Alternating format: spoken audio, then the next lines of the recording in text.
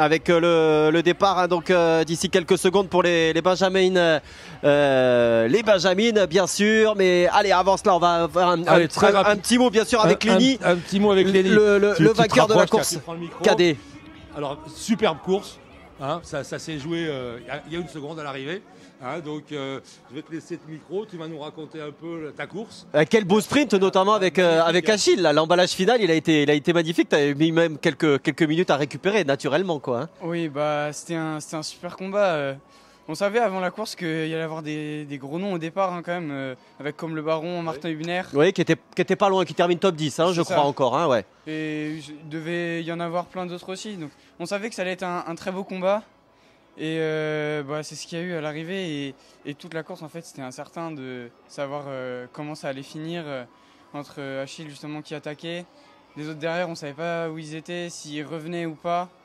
Donc c'était vraiment intense et avec beaucoup de suspense. Le retour là à l'opposé du stade avec ces petits vallons, c'était à toi, à moi, entre Achille et toi. Ça, vous vous êtes fait mal là, à cet endroit-là, non? Ouais, enfin, en tout cas, c'est ce qu'on a vu sur les images. Bah, sur tout le parcours, on s'est fait mal, mais c'est vrai que c'était un peu plus la bataille là-bas dans le sous-bois.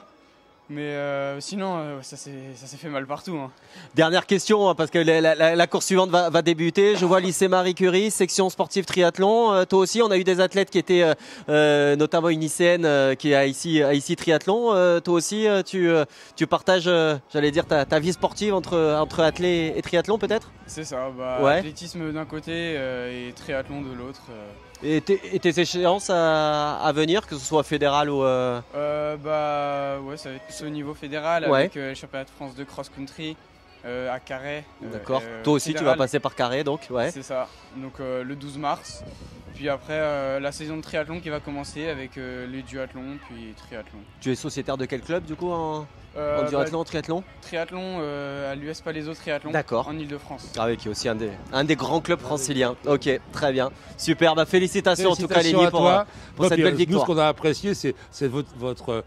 À un moment, tu as voulu mettre une mine dans la montée et puis il est revenu. Après, c'est lui qu'on a mis une autre. Enfin, ça a été vraiment indécis sur tout le parcours et tu nous as fait vivre à nous, si tu veux, une course fantastique. Je te laisse, les Benjamines sont partis. Bon retour, bonne continuation à toi, bonhomme.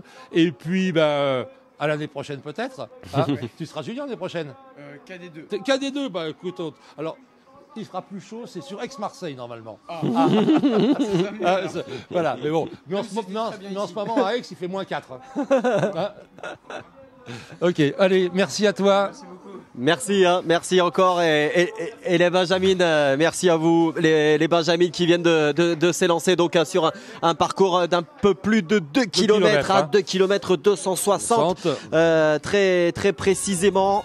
Et donc elles sont, ça y est, on est passé, regardez, avec des beaucoup plus jeunes filles, évidemment. Oui. On avait les cadettes, les juniors, et là, évidemment, ce sont des gabarits un peu plus menus, mais ça va avancer fort, ça c'est certain. Alors c'est vrai que ces jeunes, par rapport aux autres, n'ont pas l'antériorité de fait de leur jeune âge. Bien sûr. Donc elles ont pas un long parcours au niveau du cross. Donc il y en a certaines, mais on n'a pas cette année, je trouve, on n'a pas eu d'exploit impossible. Tu sais, de jeunes qui partaient comme des balles.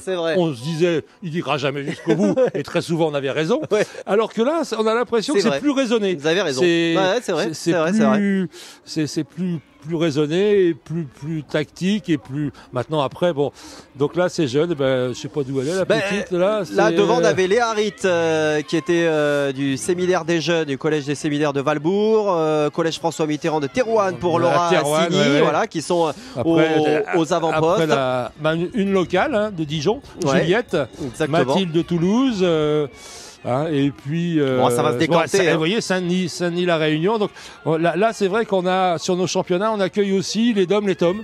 Hein, en fonction de. C'est Emma Alou qui est là, qui représente justement Saint-Denis de La Réunion. Alors on a un petit peu moins nous aussi. Finalement, tu le disais pour ces jeunes athlètes évidemment qui ont moins d'années, moins d'antériorité à du haut niveau, voire du très haut niveau. Et quelque part nous aussi, puisque l'an dernier, on le disait, les Benjamins et Benjamines étaient en mode relais. Hein, pour le coup, donc il n'y avait pas de course féminine à proprement parler et de course masculine comme nous. Un vrai relais, c'est-à-dire que c'était le 1 qui donnait au 2, qui donnait au 3, mais et c'était vraiment un relais. Et comme je vous le disais justement, c'était c'était compliqué à mettre en œuvre au niveau des départements et des régions parce que il y avait beaucoup trop d'hétérogénéité sur ces équipes et que ça représentait pas grand-chose. Il n'y avait pas cette confrontation. Au France, on l'a eu un peu plus, mais pas tant que ça. Mais il n'y avait pas de lisibilité. C'était pas. On aurait pu les faire courir dans un couloir, c'était pareil, quoi. Donc là, en tête, on a qui Séminaire des jeunes, Léa Ritter, ouais. Et puis Anna de Clermont-Ferrand. Et puis un collège Thérouanne François Mitterrand, ouais, Toulouse, ça revient là, Beaumont. Ouais. J'ai l'impression que pour l'instant... Tout ça, là, entre les 10 premières, et on a les 10 premières, il y a 6 secondes, 16 secondes. Donc, oui, non, il n'y a pas grand-chose. Il n'y a pas danger, mais ça va aller vite parce que... Il y a un groupe quand même qui s'est détaché là. Elles ont 2200 mètres, donc ça va... 7 athlètes peut-être grand maximum, là, 5-6 athlètes qui se sont détachés. Aux avant-postes, après 800 mètres de course, on voit des gabarits d'ailleurs assez différents. Là, on voit la première qui est bien plus grande. Je crois que ça doit être Laura. Je vois si c'est un 716, non, un 400 et quelques. Anna Laure Blanchet, voilà, qui nous vient de Clermont-Ferrand et du collège Massillon. Donc évidemment, les Benjamines avec leurs 2260 mètres. On va avoir moins de lettres. Oh mais ça va aller vite. Mais ça va aller vite, bien sûr. Parce que on va être en moins de. Là, elles font déjà un premier tour. On va être en moins de 8 minutes. De toute façon, pour les premières, on va être en 7-8 minutes. Donc ça va aller très très vite. Et donc là, même chose, classement au point. On prend les filles, on prend les gars. Il en faut au moins 2. On prend la plus mauvaise performance. Enfin, la plus mauvaise performance.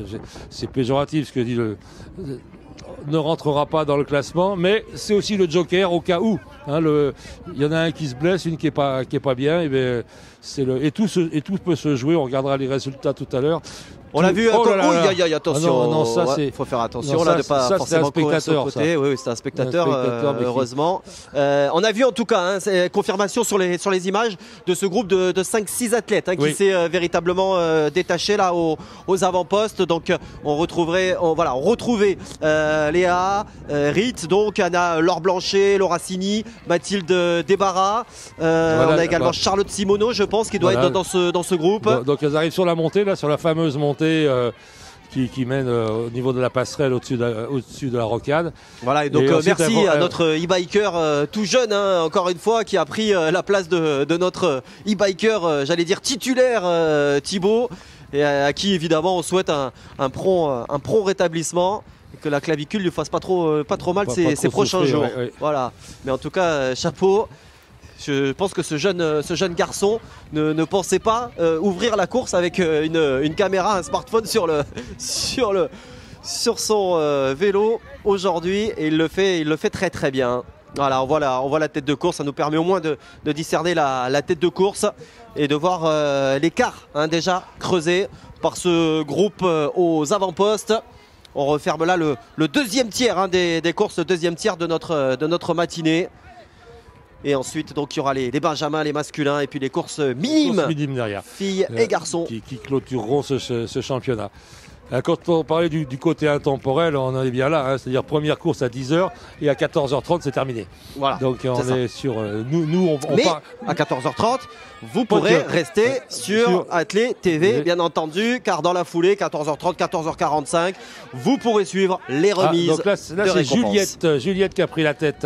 Juliette Belle de Dijon. Ça serait bien du collège Claude Puy, on en a entendu parler évidemment. Anna a 1 seconde derrière, Charlotte a 1 seconde, Laura a 1 seconde, et puis Léa à 4-5 secondes. Donc il n'y a rien qui est fait encore par rapport à cette tête de course.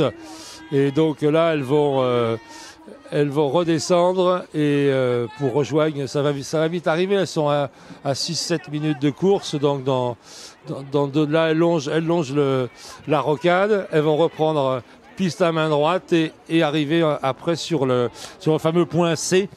Sur le fameux point C, donc là doivent être par ici. C'est le retour au stade. C'est le retour à la dernière ligne droite, plus exactement. Et donc là on a toujours Juliette qui est en tête, mais bon derrière elle est là. Anna Laure Blanchet du collège Massillon. On a vu le t-shirt là de Clermont. Massillon, Anna, qui l'a toujours en ligne de mire. Les deux jeunes femmes là qui sont vraiment au coude à coude. Juliette Bay, donc aux avant-postes, Anna Laure-Blanchet en deuxième position. Bon, on imagine que derrière, ça doit pas être très loin non plus pour Charlotte Simoneau et Laura Cini. On est à moins de 500 mètres désormais. Déjà, effectivement, ça va vite pour les Benjamines, c'est normal. Ce sont les petites classes d'âge. Bah, ce sont même les plus jeunes, hein. Oui, c'est ça, c'est la plus petite course qu'on ait aujourd'hui. C'est 6e, 5e. Voilà, c'est ça, donc on peut pas faire plus jeune. En tout cas, en ce moment à l'UNSS. Voilà, et on peut pas faire plus court en matière de distance. La 2260 mètres, c'est la course la plus courte. Allez, ça repasse devant pour Anna Laure-Blanchet. C'est Anna qui repasse devant. Ouais, qui est en train de prendre le meilleur sur Juliette. Est-ce que vous nous faire le même mano que nos cadets? Ah, bah écoute, on signe. C'est ce qu'on. C'est la seule chose. C'est ce qu'on aime, nous, c'est clair. Et voilà, donc là, voilà, elle remonte vers la ligne d'arrivée. Oui, c'est ça, non? Ouais, ils font un dernier petit tour là. Et on va avoir un temps là. Et ça, un exactement. temps qui va arriver, mais bon, on n'a pas besoin d'avoir ça pour qu'elle soit dans la même seconde. On est d'accord, exactement. On est bien là, et puis bah là. Mais on va l'avoir notre sprint. Voilà. Oui, tiens, regarde. Allez, l'accélération justement de Juliette qui est la première à accélérer. Anna qui semble avoir un petit peu de mal à répondre derrière. On a Charlotte Simoneau. Charlotte Simoneau qui est pas loin. Qui les a en ligne de mire. Charlotte, c'est pas mal pour le collège Molière de Beaumont. Et oui, le collège Massillon. Anna Laure-Blanchet qui semble devoir aller chercher la première place. Ouais. Ça va le faire, pas de souci. Il n'y aura même pas de sprint entre guillemets entre les deux jeunes femmes. La victoire d'Anna Laure-Blanchet en moins de 9 minutes quand même. Ah, c'est magnifique. 8,50 pour faire 2002 en Benjamin, ça va bien. La troisième place pour Charlotte Simoneau, donc du collège Molière de Beaumont. Voici pour notre le podium individuel. Alors on vous rappelle qu'il n'y a pas de récompense en podium individuel. Exactement. Ils se rappelleront qu'ils ont gagné la course des championnats de France, mais qu'ils ne sont pas champions de France. Voilà, c'est la distinction. Et depuis des années, on attribue l'UNSS est parti du principe qu'on n'était que sur du par équipe et quelle que soit l'activité. Donc il n'y a pas de qualification individuelle, il n'y a pas de médaille pour les individuels. Et on est tous, et on est à chaque fois sur du par équipe et très souvent, quasiment partout sur de la mixité. Alors mixité, ça veut dire elle est obligatoire, elle est autorisée, il y a parité, ça peut être 2 garçons ou 2 filles en fonction des activités. Et donc on est quand même à plus de 40% au niveau UNSS de pourcentage de filles sur plus d'1 million de licenciés. On est à 1 million, je crois qu'on va battre quelques records, on risque de les rebattre, on est bien reparti. On a eu une baisse effectivement comme dans toutes les fédérations au niveau du Covid, mais nos profs ont su s'adapter, ont su innover, ont su trouver un mode de pratique qui a permis quand même de garder ces jeunes dans le giron de l'UNSS et de cette pratique sportive qui on sait bien, ce Covid a quand même fait des dégâts au niveau de la santé de ces jeunes. Parce que le confinement, c'est pas ce qui a favorisé la pratique. C'est certain. La sédentarité, le fait de pas bouger. Le fait de ne pas bouger, le fait de ne pas cohabiter. Il fallait dans les relations sociales.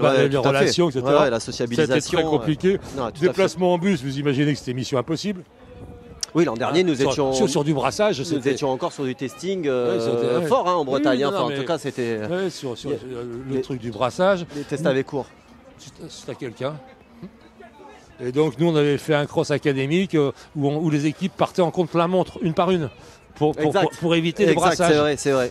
Donc après le mois de mars, ça s'est un peu levé, mais arrivé au championnat d'académie, moi c'était en décembre, on était encore sur du non-brassage. Il fallait qu'on mette les gamins, qu'on les parque entre guillemets dans des zones pour ne pas mélanger les établissements scolaires, pour ne pas traçage sur le brassage et sur le traçage. Qui est avec qui et quand. Vous voyez, on était vraiment sur et ça a fait des dégâts sur la santé de nos jeunes et les profs de PS nous le disent en